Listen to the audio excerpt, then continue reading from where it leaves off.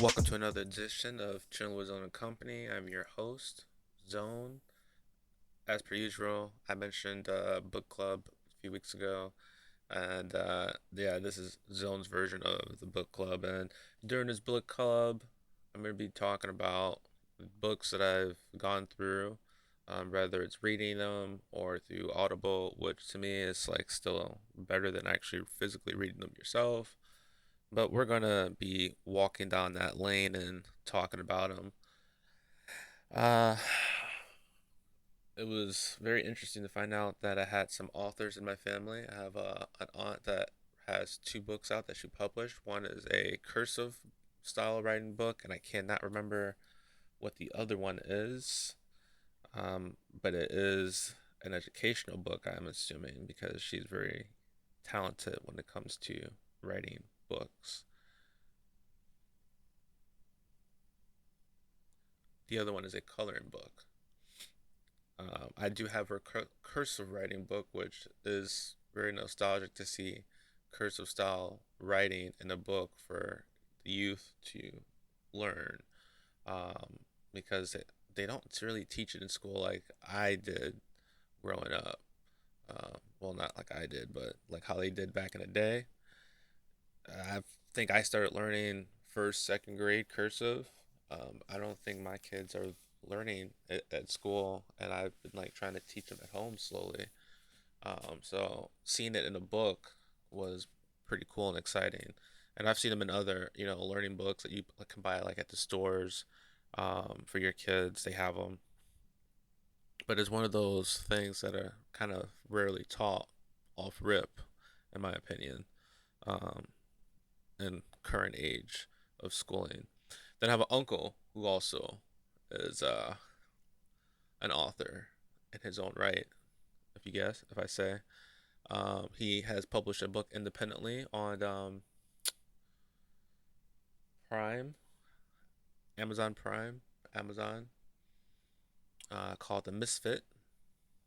It is labeled as a dysfunctional family story.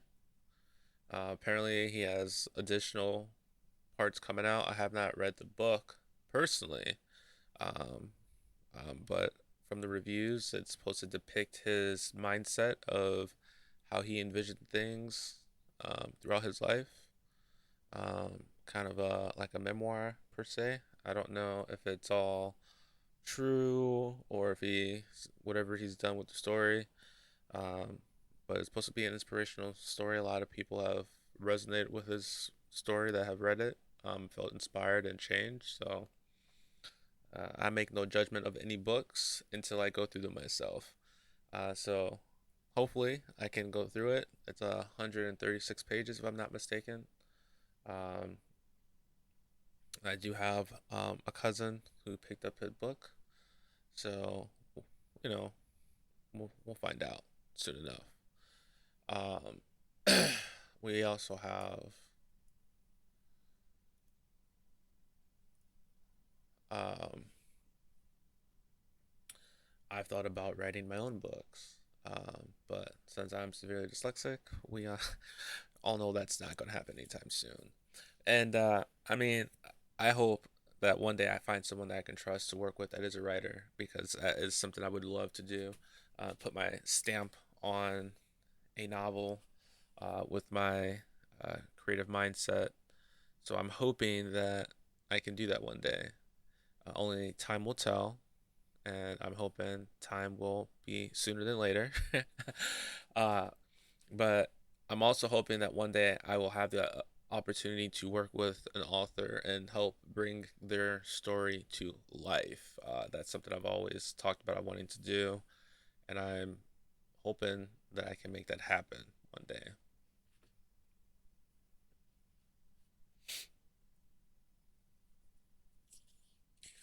Um, I really got into my stories probably like 3, 4 years ago, and what really caught me was this book called The Land. It was a lit RPG book, and it was like the first kind of book. I was like, oh, let me give it a give it a try, and I was growing up. I always enjoyed books to an extent. Um, I it would take me a lot to go through a book. I tell you that. If I can't envision a book being something throughout the whole book, even if I'm reading it myself, I just won't. I can't keep up with it. I can't do it. No, I love Romeo and Juliet's books, Shakespeare books. Those were my cup of tea in English class. Definitely enjoyed those. Those kind of inspired me. I felt felt the passion in those books. They resonated with me. Let's just say that. But the land resonated with me because at heart I am a gamer. I love games,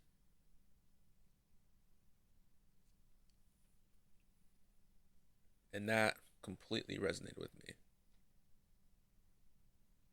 So I gave it a try. Um, I can't pronounce his name properly. I would probably butcher it. Um, but I want to say his name is Eliran Khan. I believe that's how you say his name. Um, and his books are amazing. He has I went through the first eight like a crackhead. Not gonna lie, I was blowing through them on Audible. Um, and all the naysayers that say, "Oh, you don't really read them. You listen to them Audible." Hey, I'm gonna tell you this: anybody who listens to a book on Audible or any Audible type of book, they go through those books and they are listening to the story that are being narrated by somebody who is typically working hand in hand with said author, are right, and that author is telling them the passion that they need to have while reading this story. And they're taking all that into accountability, not to mention the names. So the author, in their head, they're saying the character name is this, and we're reading it wrong or something. And you have a narrator who's narrating the story based on the author. The author's gonna say, "Hey, you need to say it like this." So there's a couple names I can guarantee in the land that people have read the books and had their own pronunciation down for it, and then went to Audible and was like, "Oh shit, it's actually said like this." Like, amazing job, I have to say. Um, and even if you aren't dyslexic, like I say, going to Audible, having it read to you, you can still buy the book, you can still have an autograph, because people still appreciate shit like that.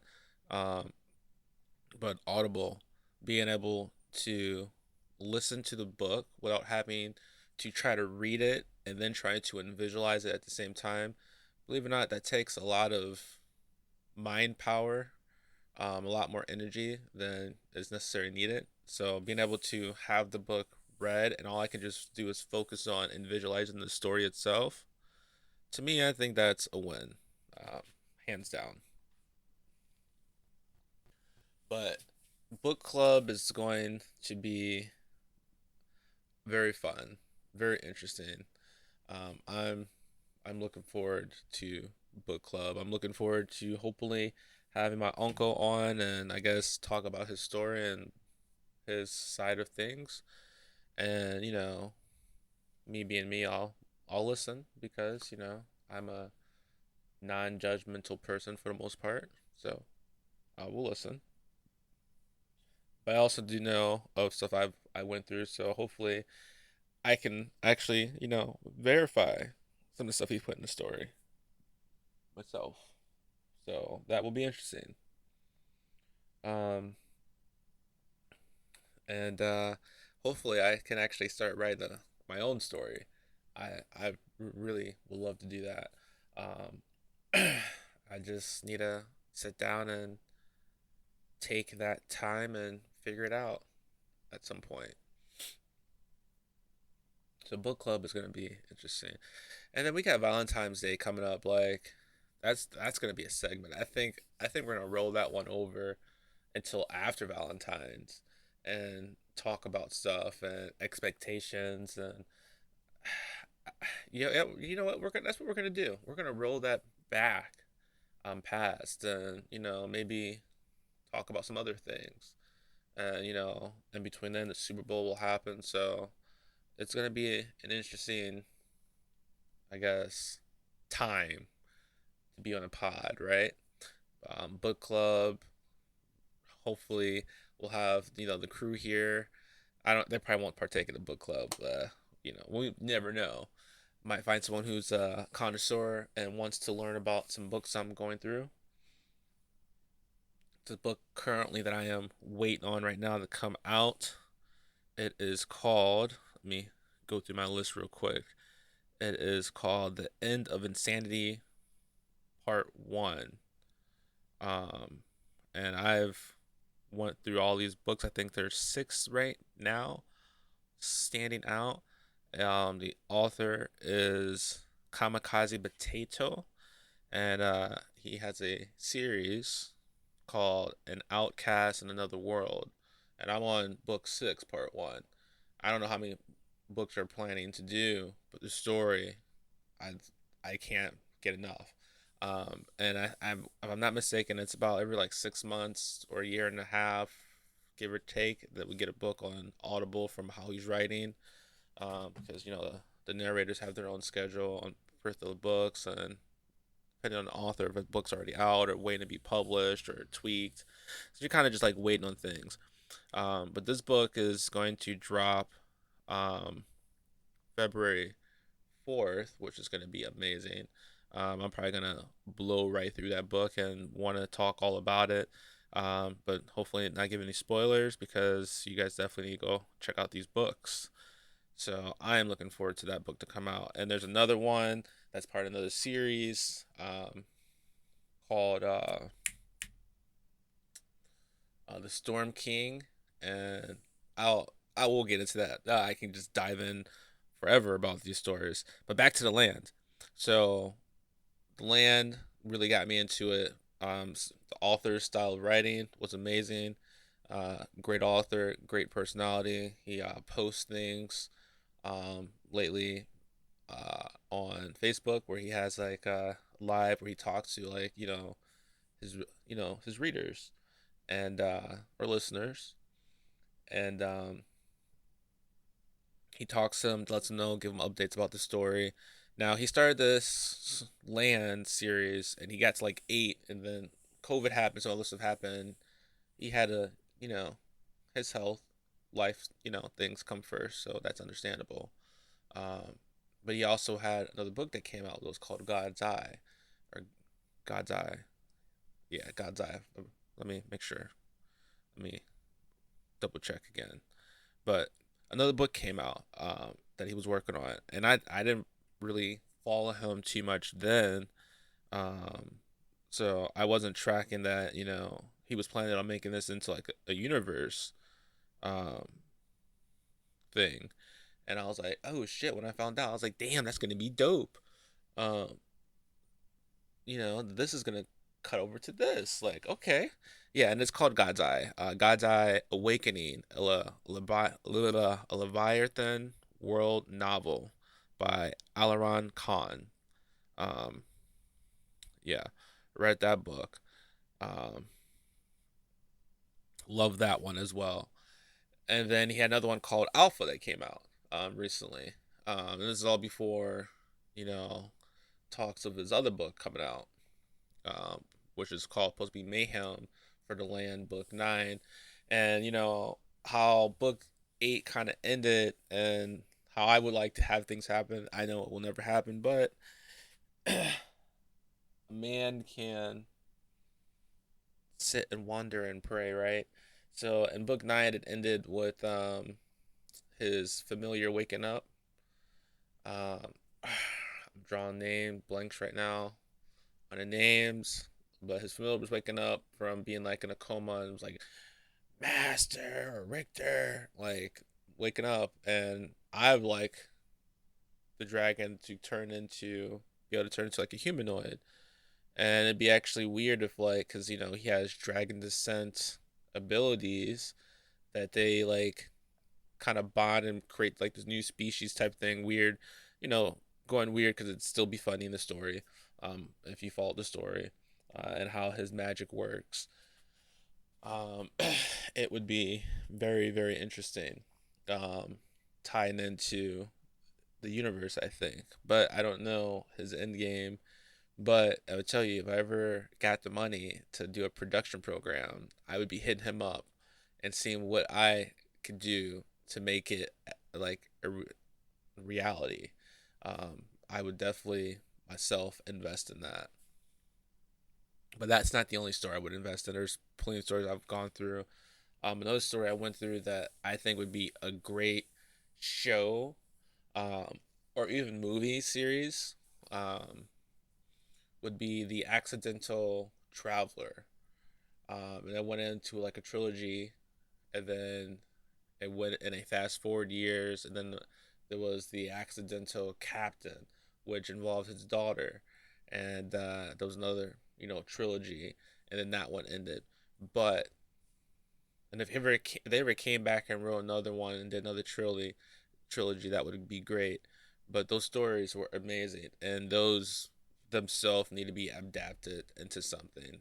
My personal opinion, um, and I'm telling you the name of this story, but let me tell you the author. I believe there was two, if I'm not mistaken.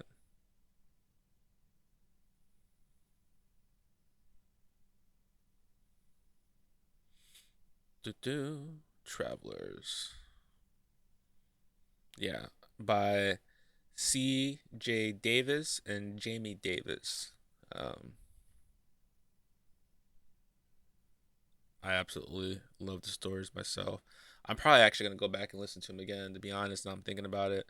Um, when you come across stories that are that good, you cannot help but go back and go through them again.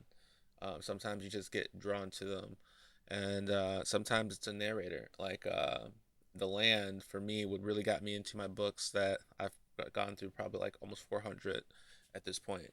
Uh, was their narrator Nick Podell, um, and this style type of writing.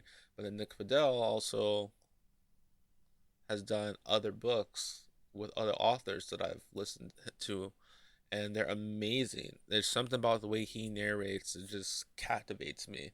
Especially if the story's a good story. There's some I had to like really kind of sit through, and he did his best to bring it to life. Um, but he's a great narrator. And then you have um, Jake's Magical Market, um, and that was a trilogy that was good. Um, and with that trilogy, I loved it mainly because it was different than everything else I was listening to, and reading. To me, it was just a different type of vibe, um, but a good vibe. I can't really explain it. Um, and this book was narrated by. At first, it started off by the first book was by Travis Baldry. He narrated the first book, and all these books, of course, were written by J.R. Matthews. Um, and then I guess the schedules conflicted, things didn't really work out, so we ended up getting a new narrator. And I'm gonna butcher this name, his last name, unfortunately. John Perala, Perala, I think that's how you say it. Um, and you know what? For me, I think it was a smooth transition how they did it because um, Travis came back and he spoke for a little bit, like you know, talk about how they work together to try to get him the new narrator John to bring the story to life in his own way, but still keep that magic. Um, and that was a nice handoff, in the book, in my opinion, because I'm doing Audible, but the story was amazing. I absolutely loved it. I can't really go into that story because that story will take me down a rabbit hole, but it was amazing. But if I always tell you guys about a story that I listened to um, that reminded me of Harry Potter, and it's called The Elemental Academy. It has 8 books. Amazing. Amazing. I'm telling you, if you listen to it or you read it, you're gonna feel like the Harry Potter vibes. You're like, this is a different take, but it's different. It's it's its own. It stands in its own right, but it's good. But you will definitely feel like there's some Harry Potter vibes in that bad boy. But I highly recommend listening to it or reading it. You have He Who Fights with Monsters, I'm Not the Hero. The list goes on. I started listening to Solo Leveling, which is, a new anime that's out there. Everybody loves the second season, right? Who doesn't love it? I start listening to that book for before the show came out, and for me, they did, yeah, they try to adapt it from the novel, the manga, and I feel like there's things missing still. It's still good, don't get me wrong. It's amazing. I love the show. Um, but from what I've listened to and read and whatnot, it's different. And you definitely can see it. And they have the reasons why they change things, but just being able to think and know that there is a possibility in the future where you could potentially make something that is just how it's written. If you like Game of Thrones, like it ended, but the story never ended because the author hadn't gotten to the end yet. So they changed the ending for their show to end the show because they had nowhere else to go. So I mean, they always change something.